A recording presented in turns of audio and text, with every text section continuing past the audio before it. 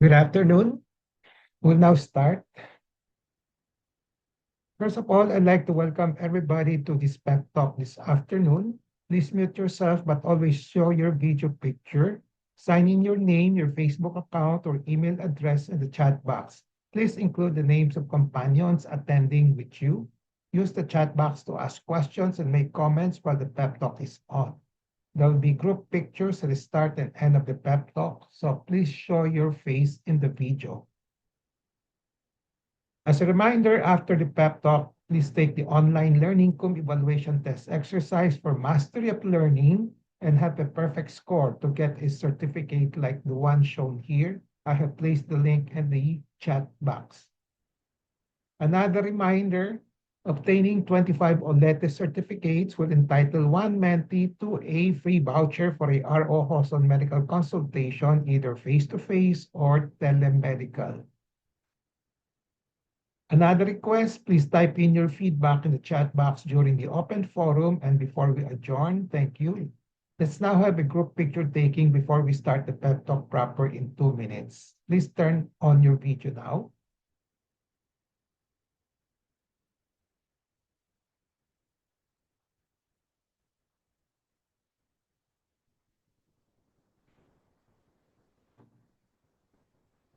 Okay. One.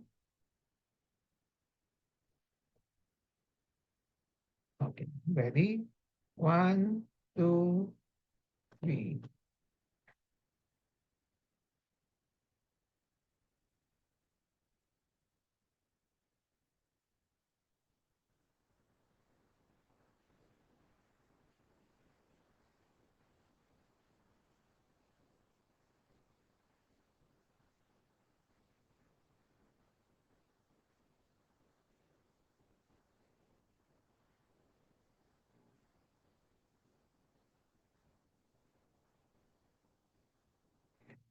I have a patient empowerment program in which I like to empower the lay people or patients to take control in the management of their health. I started the pep talk on May 15, 2021 during the COVID-19 pandemic. There are 3 courses in the pep talk. I completed the core course on October 9, 2021, same year. And then from October 23, 2021 onwards, I've been tackling health disorder and health issue courses. May 18 this year, 2024, marks the start of year 4 of the ROJoson pep talk. How long the pep talk will last will depend on our enthusiasm, discipline, and perseverance. My pep talk today is entitled Aging with Grace at 76. The empowerment objective is for the lay people to have an understanding on how to strategize for an aging with grace as part of their health management. Disclaimer, the ROJoson pep talk will contain my thoughts, perceptions, opinions, and recommendations, or TPORs, culled from personal experiences as well as from the writings of other health professionals. In this pep talk, I will share with you my personal experience on aging with grace. This narrative was done on last January 26, 2025, 5 days before January 31, 2025, my birthday, when I would turn 76 years old. That's why I entitled it Aging with Grace at 76. So that day, I wrote, I'll be 76 years old by January 31, 2025. One thing sure is that I am getting older. I won't use the phrase or word getting old or old. I would prefer saying I am aging. I have increased in age. I have lived and reached 76 years old by January 31, 2025. The implications of my reaching 76 years old by January 31, 2025 consist of a continuous aging, tuloy-tuloy pa rin pag-edad, increase ng age. So up to when, up to what age before I die, I don't know. but for sure it will come. Up to the time of my inevitable death someday, I don't know when, but it will come. With progressive deterioration of my physiologic functions, both physical and mental, to what degree? Again, I don't know, but for sure it will come. So as of this writing, January 26, 2025, I have a glaucoma with optic nerve neuropathy, which is causing me impaired vision. Nandalabo ng paningin ko.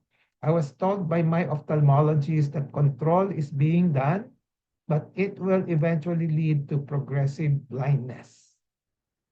I have hypertension with medication maintenance. There's also the possibility of new diseases developing in me, such as stroke, heart attack, dementia, and diabetes. So how do I respond to these implications? The direct answer is aging with grace strategies. So first of all, definition of aging with grace. So some had said that aging gracefully and aging with grace are different terminologies which have different connotations. So one would say that when you say aging gracefully, this is how we navigate the physical changes, challenges, and transitions that come with getting older. So yung mga physical part of the human life. So it involves taking care of our overall well-being, both physically and mentally. So that's aging gracefully. So more on the physical health and mental health. Now, when you say aging with grace, so this goes beyond the physical focus. So it leans more on the attitude and interaction with others. And aging with grace is more encompassing than aging gracefully. Aging with grace is one's ability to accept the aging process and all the changes that come with it. Aging with acceptance, that's another connotation or implication of the phrase aging with grace. You age with acceptance. Aging with grace also means that we are able to accept, adapt, and accommodate these changes and live purposefully full until the end of life with no regrets. Aging with grace is increasing your ability to see the reality as it is, accept whatever unfolds in your life, and let go in every moment. So, tanggapin na lang. Okay? So, let me expound on this one. Acceptance. So, these are my strategies. Number one is acceptance.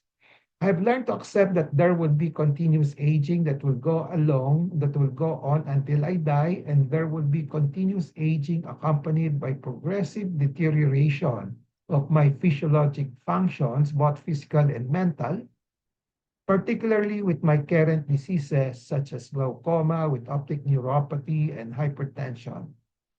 I also have to learn to accept that there will be continuous aging with possibility of new diseases developing in me, such as stroke, heart disease, dementia, and diabetes. Second strategy is preparedness. I should be prepared for the implications of my continuous aging mentioned above.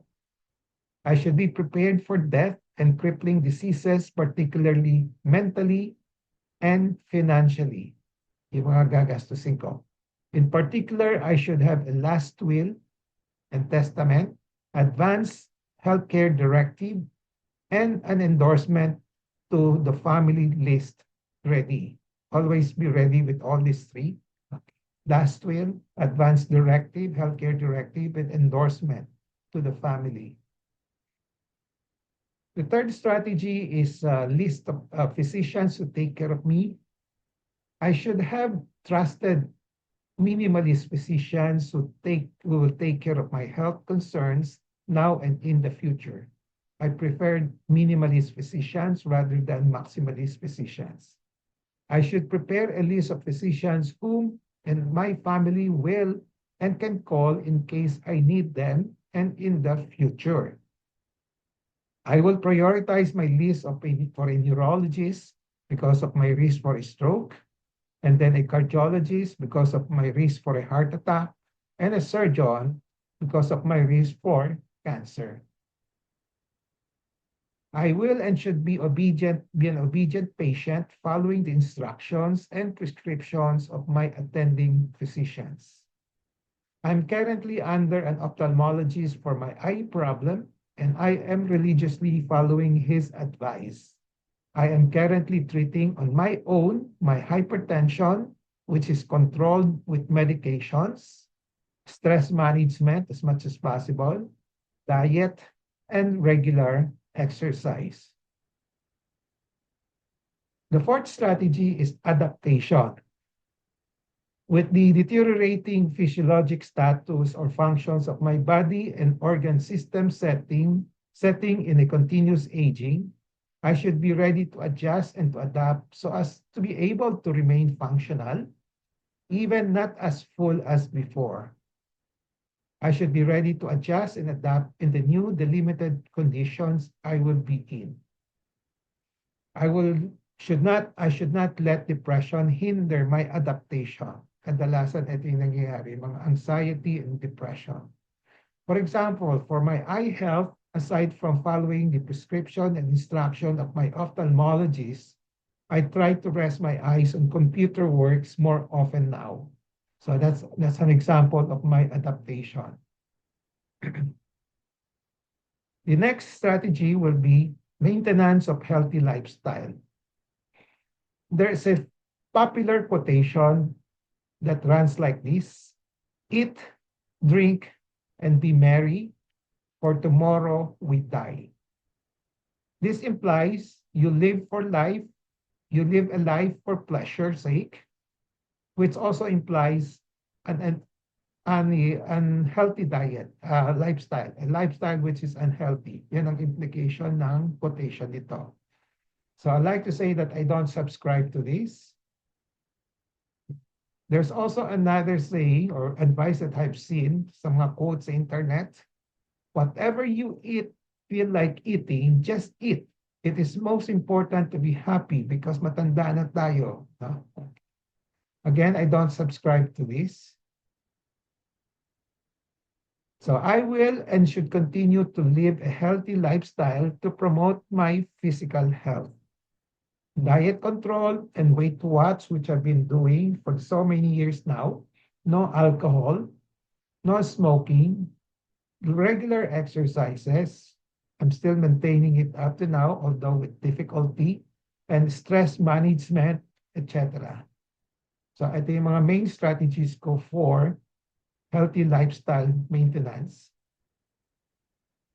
As everyone knows, a healthy lifestyle does not guarantee a long life because genetics, environmental factors, and unforeseen events can still impact longevity, even if someone diligently follows a healthy diet and exercise routine. So walang guarantee kahit na healthy lifestyle ka. While it significantly reduces the risk of chronic diseases and improve overall well-being, it cannot completely control lifespan. So kaya i-reduce yung mga sakit na mga chronic diseases, no? And improve the overall well-being, but maintaining a healthy lifestyle does not guarantee that you will not get sick, you will have a long lifespan. Although healthy lifestyle does not guarantee long life, there's still a higher chance for longer lifespan for those who are into healthy lifestyle. So personally, my priority aim right now is to continue my healthy lifestyle to reduce the risk of chronic diseases and improve my overall well-being. And secondary na rin na lang yung longer life. So I have already 76 long years of life, and I'm contented with this number. So ang priority ko is really overall well-being, and then also reducing the mga disabling na chronic diseases like chronic arthritis, okay, etc. The other strategy aside after physical health maintenance will be a mental health style maintenance. There's a saying that there is no health without mental health. So importante yung mental health. Health includes mental and physical well-being at least, so it's always a combination. Mental health is a state of mental well-being that enables people to cope with stresses of life, realize their abilities, learn well and work well, and contribute to their community. Physical health, on the other hand, can be defined as a state of well-being when all internal and external body parts, organs, tissues, and cells can function properly as they are supposed to function. So these are the differences between the two, mental health versus physical health. I will and should have a strong mental health style program to combat my frequent bouts of anxiety and depressions. I will have a persistent I have a persistent depressive disorder for a long time now. I have to confess that. I have to tell you that. But I will be working on this. The next one will be spiritual health maintenance. I believe in a God. I believe all human beings will die someday at a God-determined time. I believe there is life after death. I've been preparing myself for my death and for the life after death. I've been conditioning and preparing myself for the eventual and progressive deterioration of my physiologic functions. I hope when the time comes when I will be crippled, I'll be ready to accept and adapt and live with any crippling disease that may befall me. So wait for my last breath on earth. Imagine my last few moments, last few weeks, last few days, last few hours, last few minutes, and last few seconds. That I know that I'm dying, my breath are numbered, my last breath will come. So how will I feel? Will I accept or should I adopt a stance of refusal? So I should condition myself to accept as it is easier for my mind. I should prepare for the eventuality.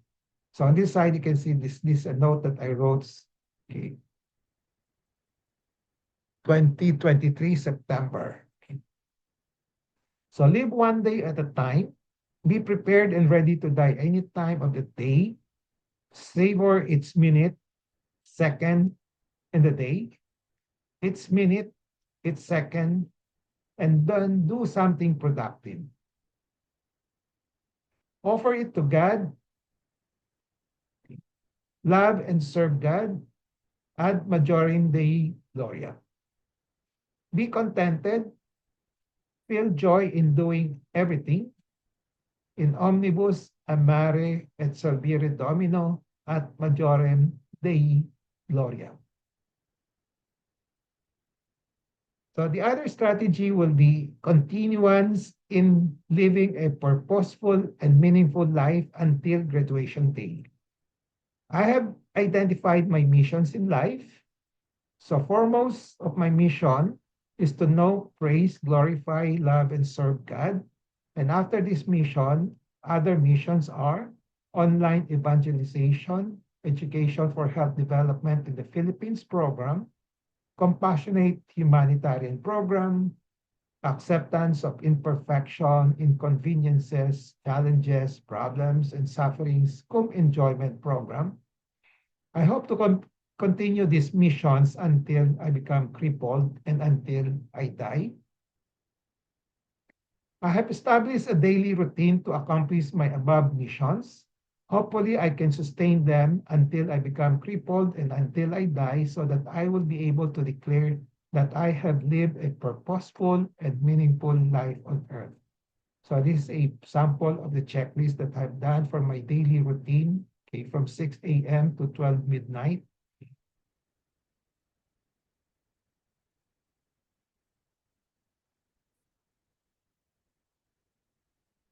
I have an intentional living plan for 2025, this year, up to 2032, from 76 to 83 years old, which is a continuation of with refinements of my intentional living plan from 1994 to 2019. This is from age 44 to 70 years. So I've reached the target of 70 years. And then after that, 2020 to 2024, another 5 years, 70 to 75. I have completed that also. I'm now on my third phase of my intentional living plan from 2025 to 2032. My third phase is up to 83 years old or 2032 because by this time, my wife will have reached 70 years old. In fact, by September 2031, she will be 70. I plan it out this way because of my teaching and recommendation to the public, especially my patients, that everybody should try to target 70 years old. Being alive, and after this age, everything is bonus already. I plan it out this way, 7 years planning horizon in the third phase rather than 5 years done in the second phase, to be alive and help my wife reach 70 years old, at the same time making sure that I will not be a burden to her during these years. So even if I don't make it to age 83, as long as I am accomplishing my intentional living plan on time, I can declare I have lived a meaningful and purposeful life. Hermit lifestyle is another strategy that I have adopted. Since 2014, I have made a resolution to be a hermit or semi-hermit. So which means staying home most of the time in a house in Metro Manila and going out of the house only when necessary or when needed. I am and will be doing this hermit and semi-lifestyle for three main reasons. One, developing a rhythm of prayer, work, study writing, conducive to a deeper personal calling to holiness. I've been doing this since 2022. Developing a better strategy for my mental health. I have this social anxiety and persistent depressive disorder for a long time now. Preparing or conditioning myself for the days when I have to stay home all the time, when I get crippled, bedridden, sick, etc. So the specific things and routines that I will do in my hermit or semi-hermit lifestyle will be the following. Holding face-to-face consultation only once a week, usually every Tuesday. Doing operations as the need arises only, so I'll be selective in the choice.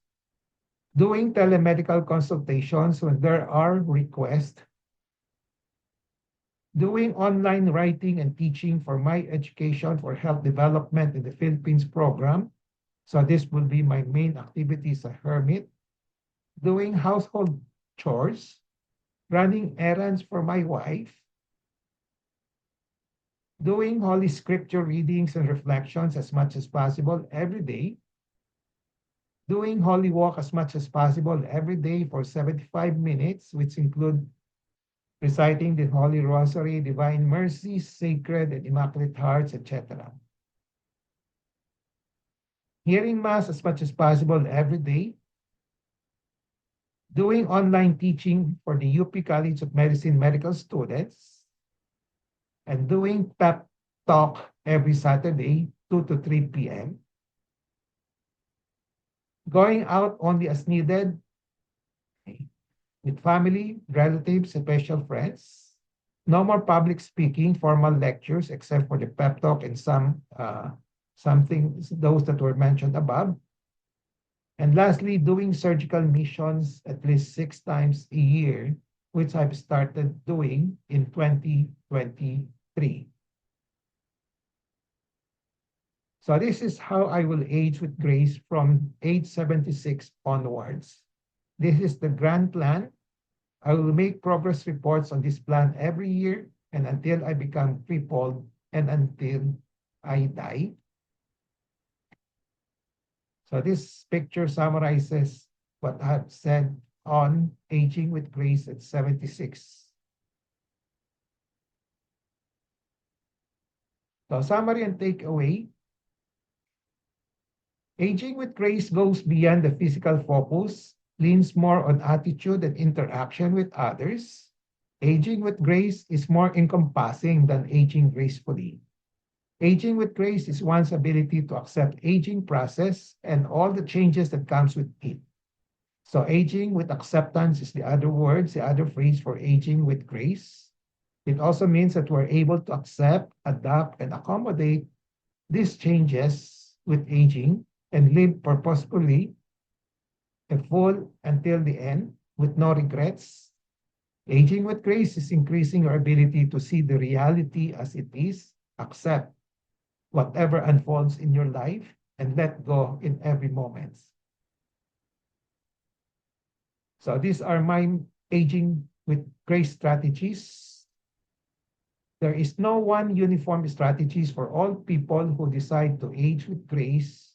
So to each its own. May kanya-kanyang style yan. I presented my strategies. You can and should create your own. The basic principles and processes in formulating aging with grace strategies consist of the following: acceptance of the implications of continuous aging, which means progressive deterioration of physiologic functions and eventual death with or without a crippling disease. So acceptance. Number two, preparedness for the implications of continuous aging, which should include a last will, advanced healthcare directive, and an endorsement list for the family. Medical plans, particularly on the physicians who will take care of your health. Adaptation to disability and diseases to continue to stay functional as much as possible and as long as possible. Healthy lifestyle continuance and maintenance. Mental health lifestyle management and maintenance.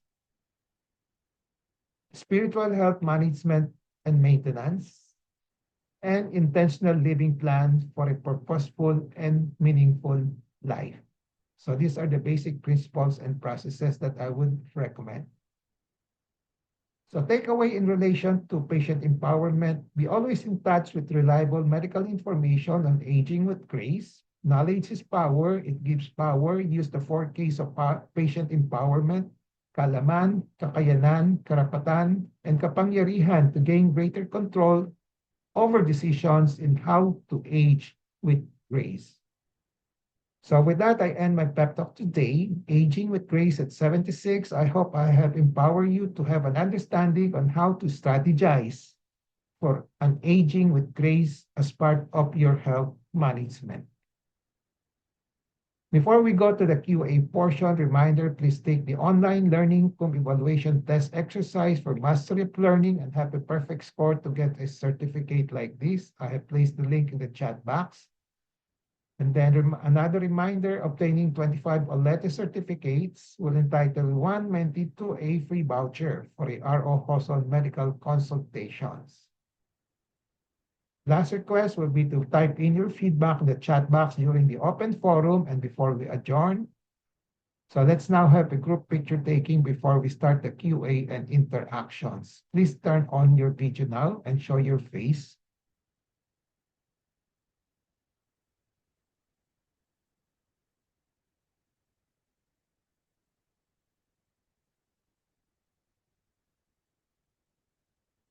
Okay.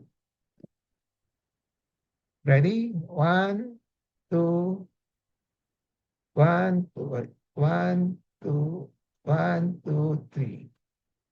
Okay.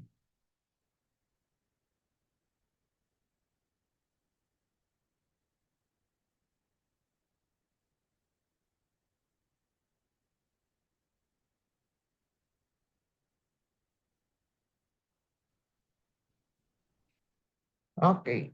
The floor is now open for questions, comments, reactions, sharing as much as possible. I would like to hear some sharing. Anybody?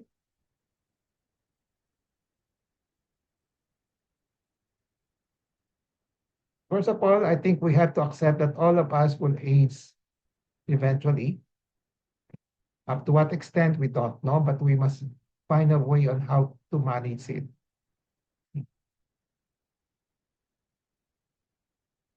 Any questions?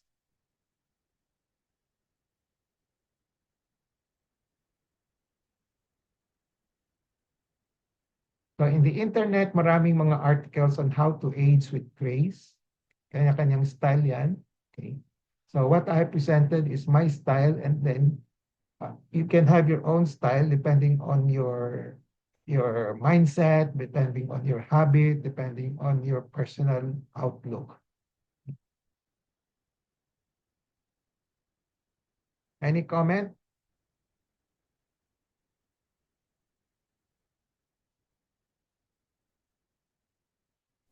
Hi, Doc. Wala? Rochelle po.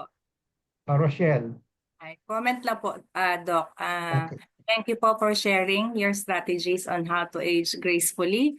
Okay. Um, Very inspiring po, sa totoo lang. Kasi you are already 76 and yet we can still see you as very healthy and isang magaling na surgeon pa rin po up to this your age.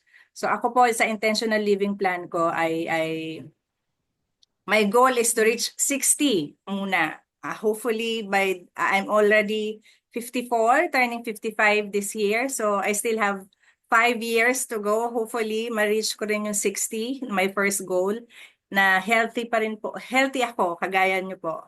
So, Okay. yun lang. Thank you. Thank you so much, Doc, for sharing. Very inspiring. Thank you. Gawin mo ng 70.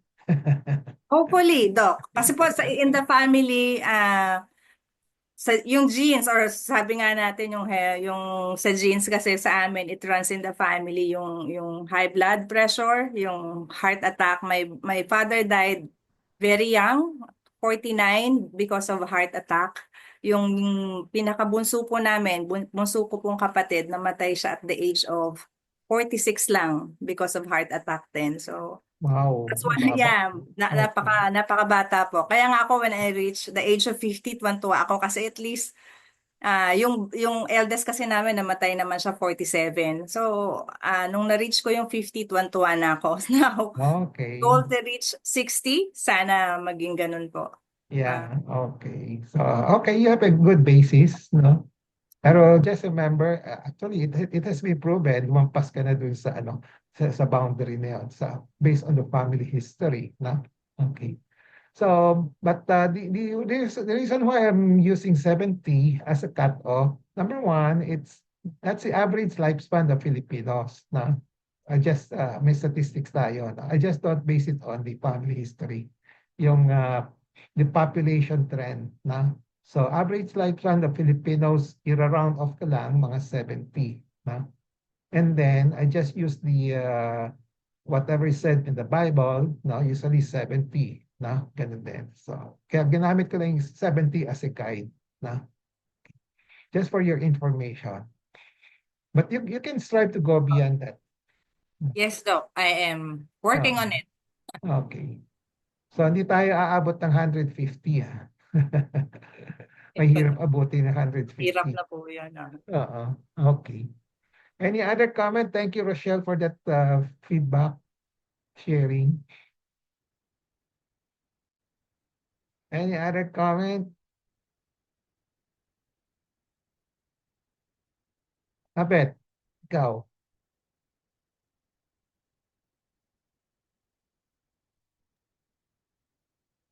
I don't like to comment. I might cry.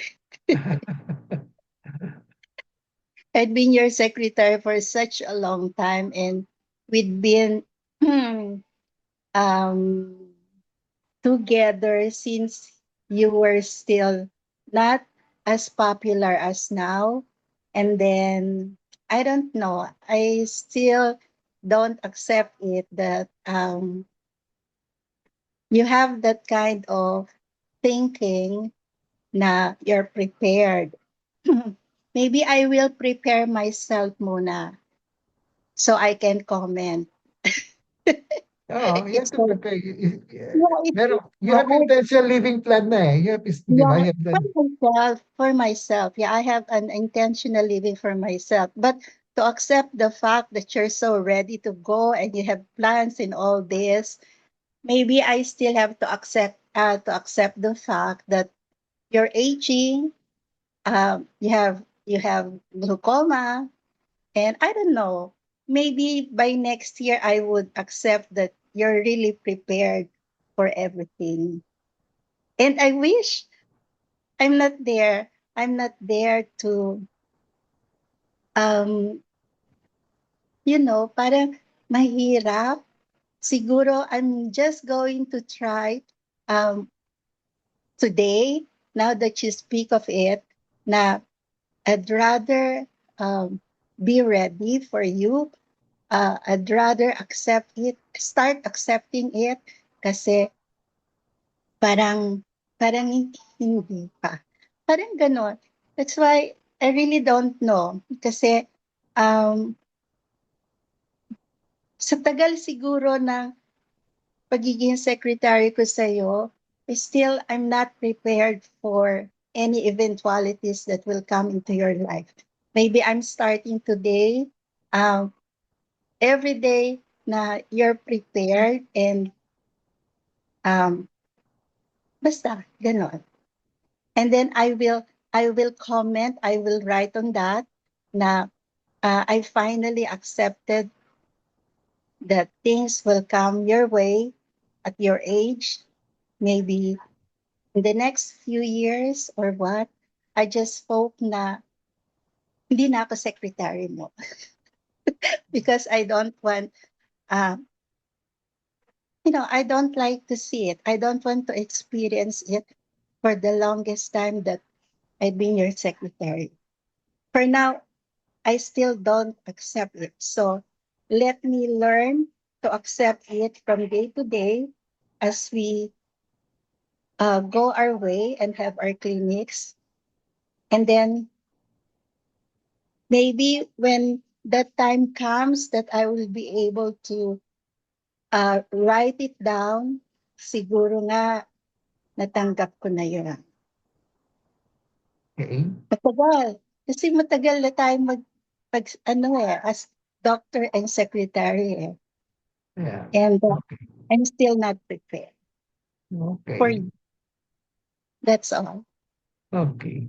No, it's not a matter of ano, parang you do your own strategy for yourself. Kalimutan mo muna ako. Okay, yes. So you learn from me and then you do your own plans how to age with grace. Yan ang learning objective today. No? Okay. So make your plan on how you gonna age with grace. No? So wag mo nang isipin yung mga iba muna. Okay? Ikaw muna. Na secondary na lang yung iba, yung mga family mo, gano'n. Okay? Yes, I So have yan ang it. focus mo. Yan ang focus mo. Now, we have done intentional living plan. Somehow related ito, aging with grace. No?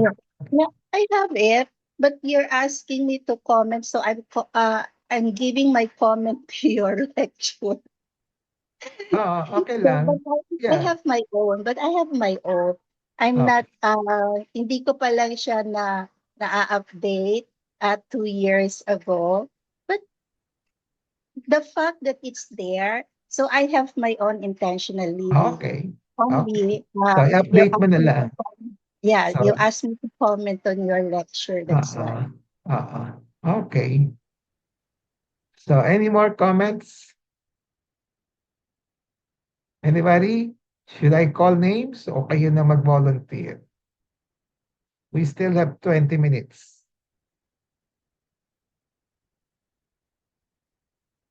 Nana? Mayan? Mayan? May comment ka? Mayan? Good afternoon po, Dr. Ray. Oo. Share ko lang po yung experience ko before. That was in year 2000. Bali, I almost got glaucoma po due to my in nature work ko po.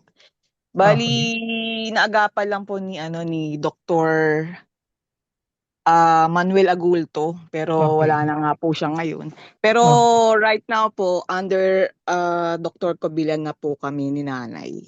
Okay. Bali, yun, tinanggalan po ako ng 8 stones, both eyes. That was in year 2000. Ano tinanggal? Yung stones po. Bato? Stones? Opo. Bato Okay. po yung, ewan ko may term po siyang sinabi, pero naalala ko po, bato pong, parang mga bato pinakita niya po sa akin. Yung mga natanggal niya po. Okay. Ilang Yun nga taon po ka noon? dahil, hindi Ilang ko po, taon ka noon? year 2000, hindi ko po, 58 na po ako ngayon eh. Di bata ka pa noon? Opo, kasi yung work ko nga po sa IT po kasi ko, kaya yun, yung mata ko po masyadong na-expose sa radiation, sabi ni Dr. Agulto. Buti Okay. naagapan po, otherwise mabulag na daw ako nun. Okay. Kaya 3 years po akong bawal mag-swimming sa beach. Pati Talaga? swimming pool po bawal din. Bawal? Hmm. Opo. Yung mga sinabi po ni Dr. Agulto before. Pero hindi ko po alam ngayon yung mga opta po kung ano pong sinasabi nila pag after the operation. Okay. So wala kang problema sa glaucoma mo na? Wala na. Puro maintenance na lang po yung norm po kay Dr. Kubilan. Tsaka yung check-up po every 6 months po kaso hindi na nga rin po ako nakabalik more than a year na. Pero continuous pa rin po yung norm ko. Tsaka yung kalimutan ko po yung nilalagay sa mata pag gumalabas po ako yung para kasi naalikabukan daw po yung mata. Medyo pricey rin po yung nilalagay sa mata. Parang shampoo po sa Moisturizer. eyelids. Ayun yata po yun. Moisturizer. Okay. Ayun po. Okay. Buti po So hindi naman ako ingat. nabubulag. Okay. So ingat lang. Ingat lang. Opo. Okay. Thank you po, Doc. Thank you. Thank you. Anybody else want to share? Are you on the path of doing intentional living plan and also aging with grace? Nana?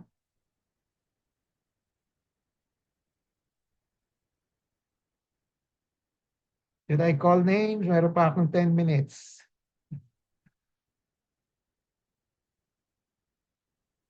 Aging.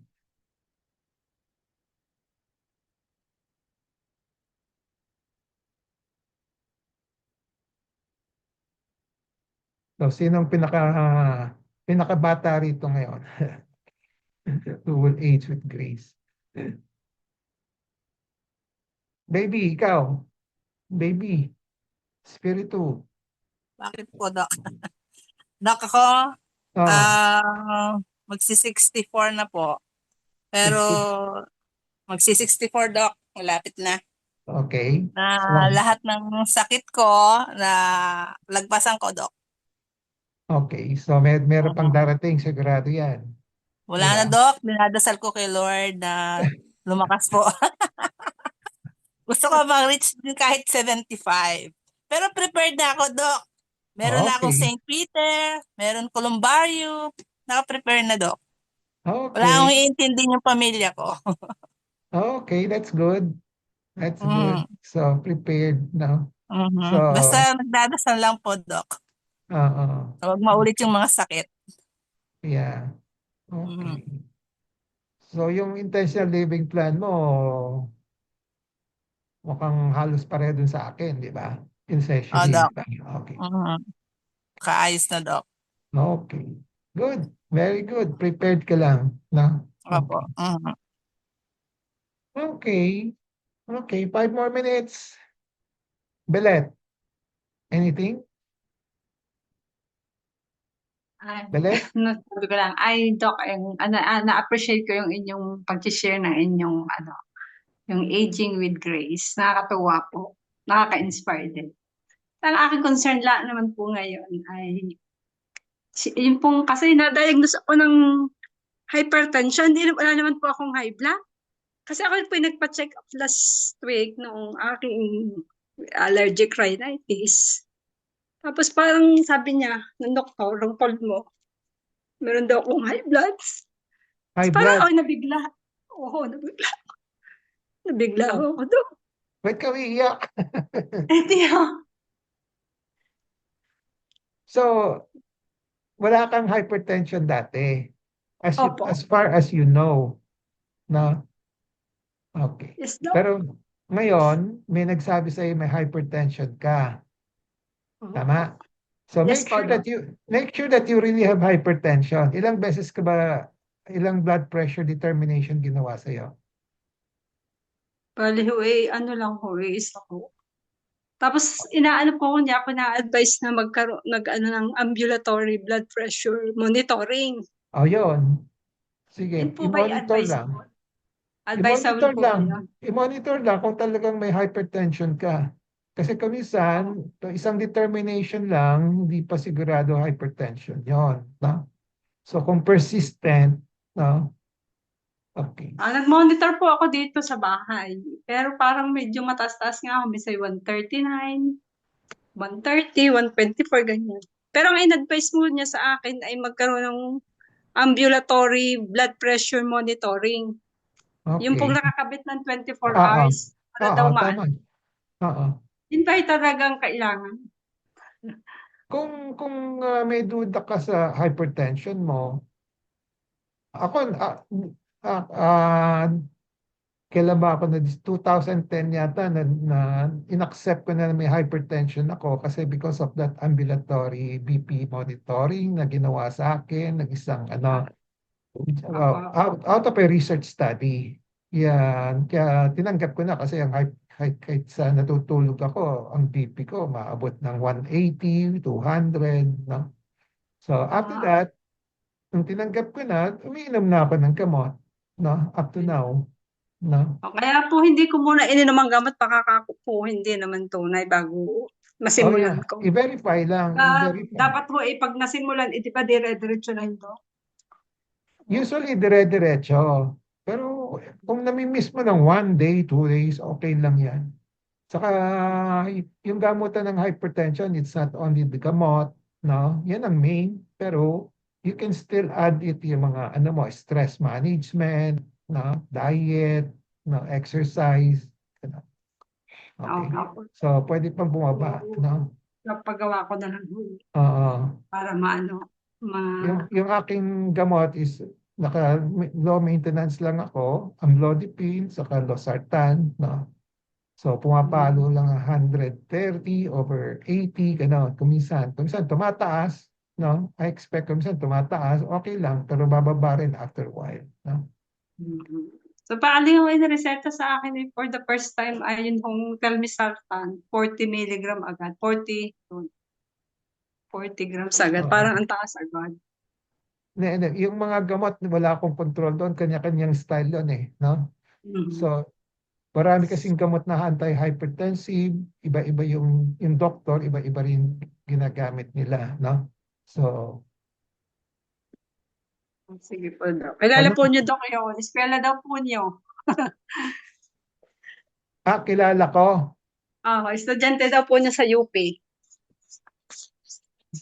Sa UP College of Medicine. Okay. I-type mo na lang yung pangalan niya mamaya sa akin. Okay, sige po. Sige po.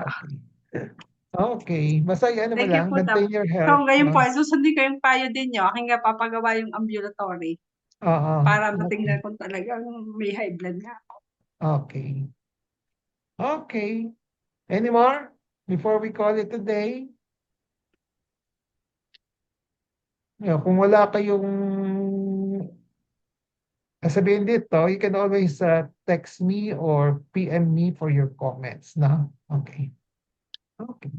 So if there are no more questions, we'll call it a day. We'll see each other next week. So thank you for your attendance. No? I hope you have learned something from me. No? Okay. Sige po. Thank you, Doc. Thank you po, Bye-bye. Doc. Happy Thank you, weekend. Doc. Happy weekend. Kayo Bye-bye. rin. Okay. Thank you po.